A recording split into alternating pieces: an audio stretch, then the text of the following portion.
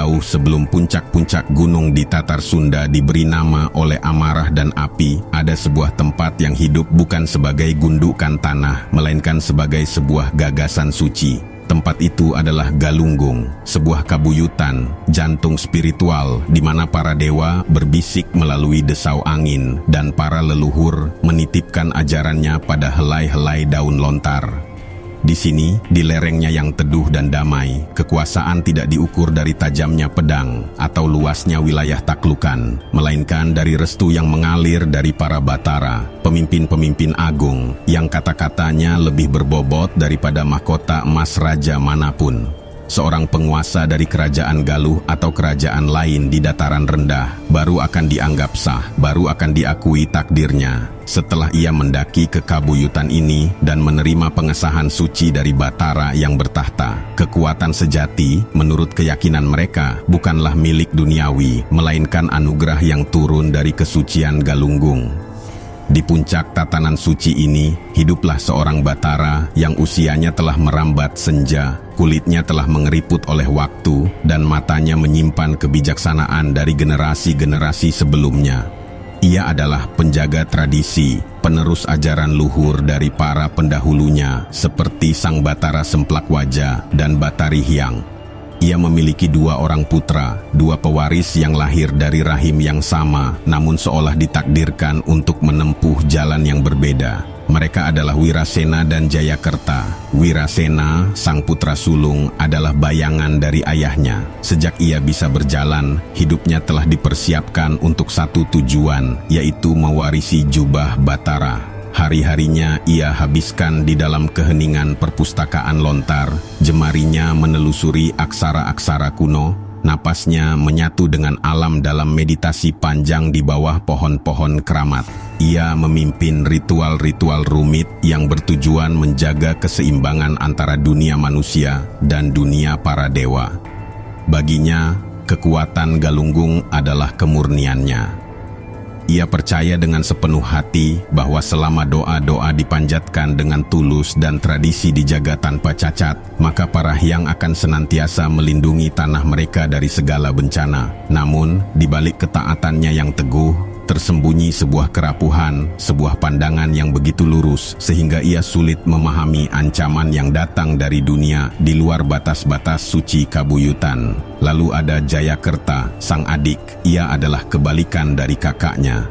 Jika Wirasena adalah air yang tenang, maka Jayakerta adalah api yang menyala. Ia memiliki tatapan mata yang tajam, senyum yang mampu memikat hati, dan keahlian olah kanuragan yang membuatnya disegani. Ia tidak pernah betah berlama-lama dalam keheningan kabuyutan. Ia lebih sering berkelana ke wilayah-wilayah perbatasan, berbaur dengan para prajurit, mendengar cerita dari para pedagang, dan merasakan denyut kehidupan dunia yang sesungguhnya. Dari perjalanan-perjalanannya itulah, ia membawa pulang sebuah keresahan yang mendalam. Ia melihat kerajaan-kerajaan tetangga terus menajamkan ujung tombak mereka, memperluas pengaruh dan bersiap untuk berperang, sementara Galunggung, tanah airnya yang subur dan kaya, hanya berlindung di balik dinding-dinding doa. Cintanya pada Galunggung sama besarnya dengan cinta Wirasena, namun caranya untuk melindungi sangatlah berbeda. Ia yakin bahwa di zaman yang semakin keras ini, kekuatan doa harus diimbangi dengan kekuatan pedang. Ambisinya untuk melindungi tanah airnya terkadang membuatnya kehilangan kesabaran, dan keyakinannya bahwa tujuan mulia boleh dicapai dengan cara apapun menjadi benih dari sebuah tragedi yang tak terhindarkan. Perbedaan di antara kedua saudara itu akhirnya sampai pada sebuah titik yang tak bisa lagi didamaikan. Suatu hari, Sang Batara ayah memanggil mereka berdua ke balai utama. Ia membentangkan sebuah naskah lontar yang paling berharga, pusaka yang menjadi pedoman hidup mereka, yang dikenal sebagai Amanat Galunggung. Dengan suara yang pelan namun jelas, Sang Batara membacakan sebuah kalimat kunci yang diwariskan oleh leluhur mereka, Rakyan Darmasiksa, seorang penguasa besar di masa lalu. Kalimat itu berbunyi, "Jaga isos dicarek nukwaliat ngalalwakon agama nunyusuk Nagalunggung, marapan jaya pranjadian tahun," yang artinya adalah, tetaplah mengikuti ucapan orang tua, laksanakanlah ajaran yang membuat parit pertahanan di Galunggung, agar unggul dalam perang, agar tanam-tanaman tumbuh subur dan berjaya untuk waktu yang lama. Ketika kalimat terakhir selesai diucapkan, keheningan menyelimuti ruangan itu. Namun di dalam benak kedua pangeran, dua pemahaman yang saling bertolak belakang lahir. Bagi Wirasena, kalimat itu adalah sebuah kiasan yang indah. Parit pertahanan yang dimaksud adalah benteng spiritual yang dibangun dari keteguhan iman, kemurnian hati, dan ritual yang dijalankan tanpa henti. Perang yang harus dimenangkan adalah perang melawan hawa nafsu dan kejahatan di dalam diri, bukan pertempuran fisik yang menumpahkan darah. Tetapi Jayakerta dengan rahang yang mengeras menggelengkan kepalanya. Ia tidak bisa menerima tafsiran itu. Baginya, amanat leluhur itu adalah sebuah perintah yang jelas dan harfiah. Parit pertahanan, katanya dengan suara yang berat dan tegas, adalah parit dan benteng yang nyata yang digali dengan tangan dan cangkul. Unggul dalam perang berarti kemenangan di medan laga dengan senjata di tangan. Ayahanda, kakanda, lanjutnya tatapannya beralih dari sang ayah ke kakaknya. Doa dan mantra tidak akan bisa menghentikan laju pasukan musuh yang lapar kekuasaan. Amanat ini adalah perintah untuk bertindak, bukan hanya untuk berharap dan menunggu. Sang Batara tua hanya bisa menatap kedua putranya dengan pandangan yang dipenuhi kesedihan. Ia melihat sebuah jurang yang mulai terbuka di antara mereka. Sebuah amanat yang sama telah melahirkan dua jalan yang terpisah, dan di persimpangan jalan itulah nasib Galunggung yang damai sedang dipertaruhkan. Tak lama setelah perdebatan sengit itu, ketakutan Jayakerta terbukti menjadi kenyataan. Kabar buruk datang dari perbatasan timur. Sekelompok penduduk desa tiba di gerbang Kabuyutan dengan napas yang tersengal-sengal. Pakaian mereka robek dan wajah mereka pucat karena ketakutan. Mereka membawa cerita yang mengerikan. Desa mereka diserang secara tiba-tiba oleh prajurit dari kerajaan tetangga. Rumah-rumah mereka dibakar hingga menjadi arang. Hasil panen yang siap dituai dijarah habis, dan banyak dari saudara dan tetangga mereka yang tewas bersimbah darah. Serangan itu bukanlah sebuah kebetulan. Itu adalah akibat dari pandangan dunia luar terhadap Galunggung, sebuah wilayah yang subur dan makmur, namun dianggap lemah karena tidak memiliki kekuatan militer yang berarti. Sebuah permata yang dibiarkan tergeletak tanpa penjagaan. Bagi Jayakerta, berita itu adalah pembenaran yang menyakitkan atas semua kekhawatirannya selama ini. Kemarahannya meledak, bukan hanya kepada para penyerang, tetapi juga kepada sistem yang dianut oleh kakaknya. Dalam sebuah pertemuan darurat dengan para tetua, ia tidak bisa lagi menahan dirinya. "Lihatlah kakanda," serunya, suaranya menggema di seluruh balai. "Inilah hasil dari benteng spiritual yang kau banggakan." Dinding-dinding doa itu ternyata tidak mampu menahan api dan ujung tombak. Wirasena di sisi lain melihat tragedi itu sebagai sebuah ujian iman. Baginya, serangan itu adalah pertanda bahwa kesucian Kabuyutan telah ternoda oleh sesuatu, sehingga para dewa menarik perlindungan mereka untuk sementara waktu. Ia menolak mentah-mentah argumen adiknya. Kekerasan tidak akan pernah bisa diselesaikan dengan kekerasan. Jawabnya dengan suara yang tenang, namun terasa dingin. Itu hanya akan menyeret kita ke dalam lingkaran pertumpahan darah yang tidak akan pernah berakhir. Jalan kita adalah penyucian. Kita harus memperkuat ritual kita, menyucikan kembali tanah ini dari noda, dan memohon ampunan kepada para hyang. Sejak saat itu, kedua pangeran benar-benar berjalan di jalan yang terpisah. Wirasena yang semakin dekat dengan hari penobatannya sebagai Batara baru karena kesehatan ayahnya yang terus menurun, segera memerintahkan serangkaian upacara penyucian besar-besaran yang berlangsung selama berhari-hari tanpa henti. Ia menenggelamkan dirinya dalam gulungan-gulungan naskah kuno, mencari jawaban dalam baris-baris aksara suci, dan memimpin ribuan rakyatnya dalam doa massal untuk memulihkan kembali benteng spiritual Galunggung. Sementara itu, Jayakerta yang merasa suaranya tidak lagi didengarkan dan dianggap angin lalu, memutuskan untuk bertindak seorang diri. Ia tidak bisa lagi berdiam diri. Secara diam-diam, ia mulai mengumpulkan para pemuda yang memiliki pemikiran yang sama dengannya. Mereka yang pernah melihat kerasnya dunia di luar kabuyutan dan berbagi keresahannya. Di sebuah lembah terpencil yang tersembunyi di balik rimbunnya hutan, jauh dari pandangan para pendeta dan tetua, Jayakerta mulai melatih mereka dalam seni berperang. Ia mengajari mereka cara menggunakan tombak dengan benar, cara membidikkan anak panah dengan tepat, dan cara membangun pertahanan fisik. Parit pertahanan yang sesungguhnya, yang ia yakini dari amanat leluhur, mulai ia gali bukan dengan untaian doa, melainkan dengan ayunan cangkul dan tetesan keringat. Namun, Jayakerta tahu bahwa pasukan saja tidak akan cukup. Untuk bisa menandingi pengaruh spiritual kakaknya, ia membutuhkan sebuah simbol kekuasaan duniawi yang setara, sesuatu yang bisa dilihat dan diakui oleh semua orang.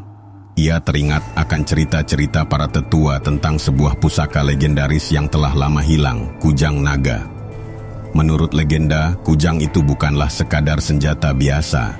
Ia adalah pusaka sakti yang ditempa dengan kekuatan gaib, sebuah lambang kekuasaan yang hanya pantas dipegang oleh seorang raja perang yang agung. Nama kujang sendiri berasal dari kata kuno kudi yang berarti senjata berkekuatan gaib dan hyang yang berarti dewa. Memiliki kujang naga akan memberinya wibawa dan kekuatan untuk menyatukan rakyat di bawah panjinya, memberinya legitimasi yang ia butuhkan. Dengan tekad yang sudah bulat, Jayakerta memulai pencarian rahasianya, meninggalkan pelatihan pasukannya di tangan orang kepercayaannya yang paling setia. Takdir seolah berpihak pada jalannya.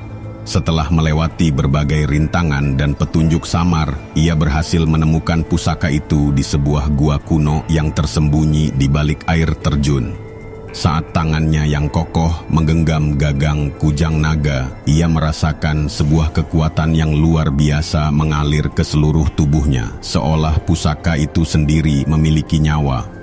Bilahnya yang melengkung indah seperti tubuh seekor naga tampak berkilauan dengan cahaya redup di dalam kegelapan gua. Keyakinannya semakin kokoh, inilah jalan yang benar, inilah takdirnya untuk menyelamatkan Galunggung. Akan tetapi, rahasia sebesar itu tidak mungkin bisa disimpan selamanya. Menjelang hari penobatan Wirasena, seorang mata-mata yang setia pada kabuyutan melaporkan semua kegiatan Jayakerta kepada sang calon Batara. Wirasena terperanjat. Ia tidak bisa mempercayai apa yang didengarnya. Ia melihat tindakan adiknya bukan lagi sebagai sebuah perbedaan pendapat, melainkan sebagai sebuah pemberontakan yang nyata, sebuah penodaan terhadap hukum suci kabuyutan yang melarang keras adanya persiapan perang dan pertumpahan darah di tanah suci. Konfrontasi terakhir yang tak terhindarkan pun terjadi. Wirasena dengan hati yang berat mendatangi tempat latihan rahasia Jayakerta. Di sana, dengan mata kepalanya sendiri, ia melihat ratusan pemuda yang sedang berlatih perang dan sebuah parit pertahanan yang nyata telah tergali melingkari lembah itu. "Apa yang telah kau lakukan ini, adikku?" Suara Wirasena bergetar, bukan karena takut, tetapi karena campuran antara amarah dan kekecewaan yang mendalam. "Kau telah menodai tanah suci ini dengan persiapan perang. Kau telah mengkhianati semua ajaran suci leluhur kita." Jayakerta yang baru saja kembali dari pencariannya dengan kujang naga terselip dengan gagah di pinggangnya, menatap kakaknya dengan pandangan yang sama kerasnya. "Aku melakukan apa yang seharusnya kau lakukan sejak dulu, Kakanda. Aku melindungi rakyat kita. Sementara kau bersembunyi di balik kepulan asap dupa dan untaian mantra, dunia luar sedang bersiap untuk menelan kita hidup-hidup. Ketaatan butamu pada tradisi akan menjadi kuburan bagi kita semua. Dan ambisimu akan menjadi api yang membakarnya," balas Wirasena, suaranya meninggi. "Kau telah dirasuki oleh rasa haus akan kekuasaan. Pusaka itu, kau tidak pantas memegangnya." Itulah kalimat terakhir yang akhirnya memutus ikatan darah di antara mereka. Bagi Jayakerta, tuduhan itu adalah sebuah penghinaan yang tak termaafkan. Ia melihat kakaknya sebagai seorang idealis naif yang akan menyeret semua orang ke dalam jurang kehancuran. Bagi Wirasena, adiknya adalah seorang pengkhianat yang telah menjual jiwanya demi kekuatan duniawi.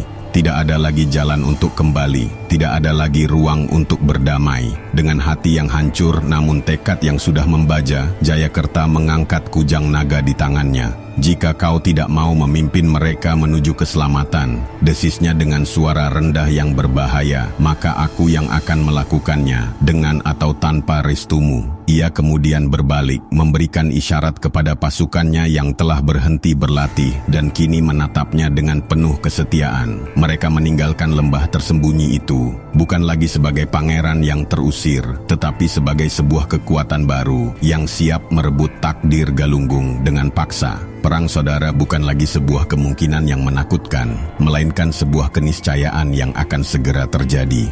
Hari penobatan Wirasena sebagai Batara baru akhirnya tiba. Langit di atas Galunggung tampak cerah tanpa awan, namun udara terasa berat, seolah menahan napas dalam ketegangan yang mencekam. Para pendeta dan tetua telah berkumpul di lapangan utama Kabuyutan, sebuah area sakral yang dikelilingi oleh punden berunda dan dengan sebuah lingga yoni sebagai pusat pemujaannya. Saat Wirasena, yang mengenakan jubah kebesaran berwarna putih bersih, melangkah maju untuk menerima jubah Batara dari pendeta tertinggi, keheningan upacara yang khusyuk tiba-tiba dipecahkan oleh suara gemuruh yang teratur dari kejauhan. Suara langkah kaki yang serempak. Dari balik barisan pepohonan di tepi hutan, muncullah Jayakerta. Ia tidak datang sendiri. Di belakangnya, berbaris dengan rapi ratusan prajurit yang telah ia latih. Mata mereka menyala-nyala dengan semangat pertempuran. Jayakerta sendiri berdiri di barisan paling depan, tampak gagah dengan baju zirah kulitnya, dan kujang naga yang berkilauan di tangannya seolah menantang teriknya sinar matahari.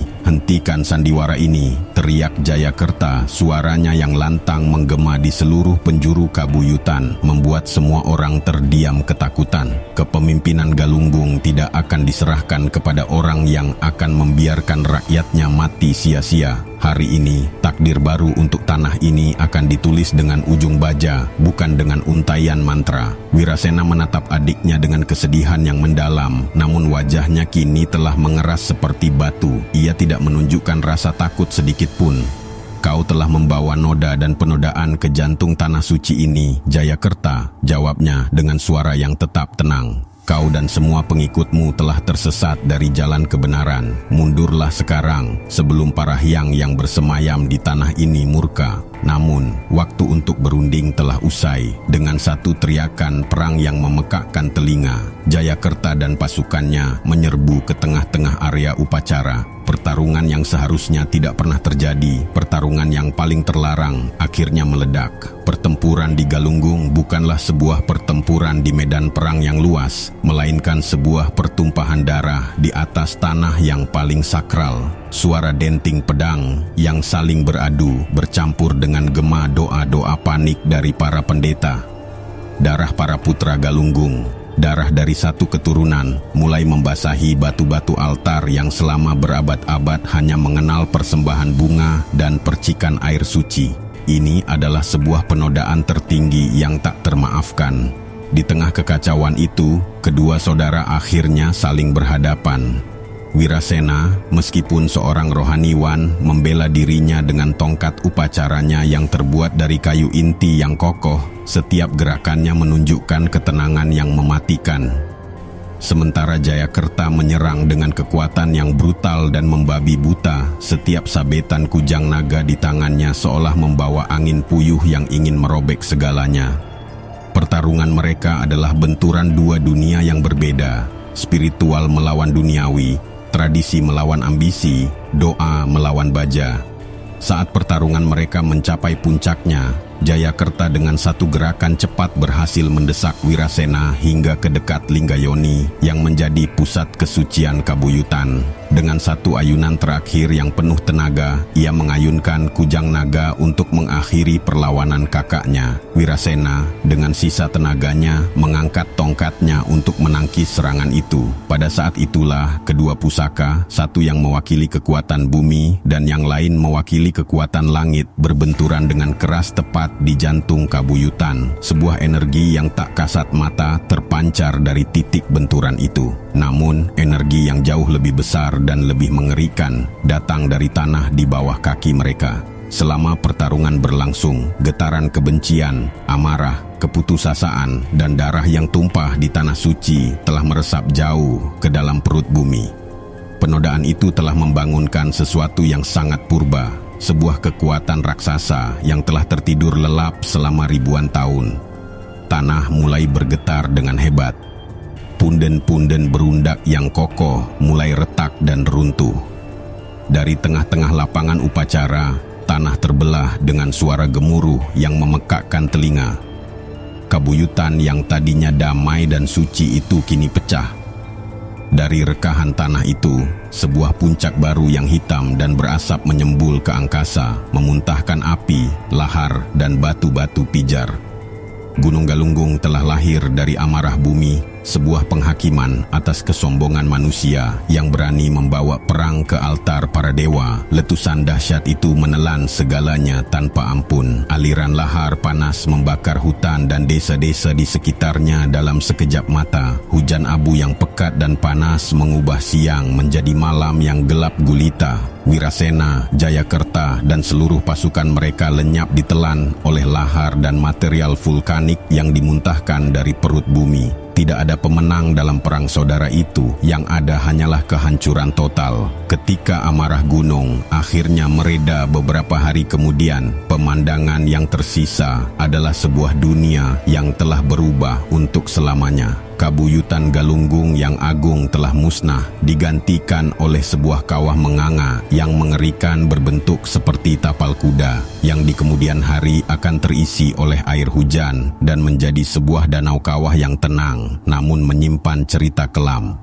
Di dataran sebelah tenggara, ratusan bukit-bukit kecil yang aneh terbentuk, sisa-sisa dari longsoran besar akibat letusan dahsyat itu. Para penyintas yang melihatnya dari kejauhan berbisik dengan ngeri bahwa bukit-bukit itu adalah sisa-sisa dari pasukan terkutuk yang telah membatu, yang kini dikenal sebagai perbukitan 10.000. Namun, yang paling nyata dari semua perubahan itu adalah hamparan pasir vulkanik yang luas yang menutupi seluruh dataran sejauh mata memandang. Para penduduk yang selamat dari bencana mengerikan itu menatap lanskap baru mereka yang kelabu dan tandus, dan menyebutnya dengan ungkapan penuh kesedihan, Keusik Ngalayah, yang berarti pasir yang bertebaran luas. Dari ungkapan kesedihan dan kehancuran inilah, sebuah nama baru lahir untuk wilayah itu, Tasikmalaya.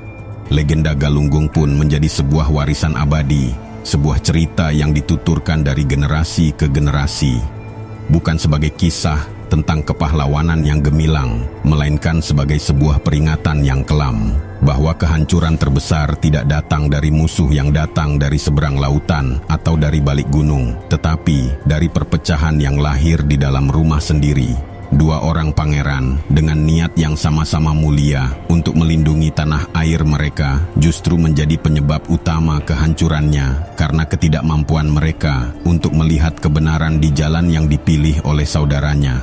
Dan Gunung Galunggung berdiri hingga hari ini bukan hanya sebagai sebuah monumen geologis yang megah, tetapi sebagai saksi bisu dari tragedi dua saudara yang pusakanya justru membawa bencana bagi semua orang.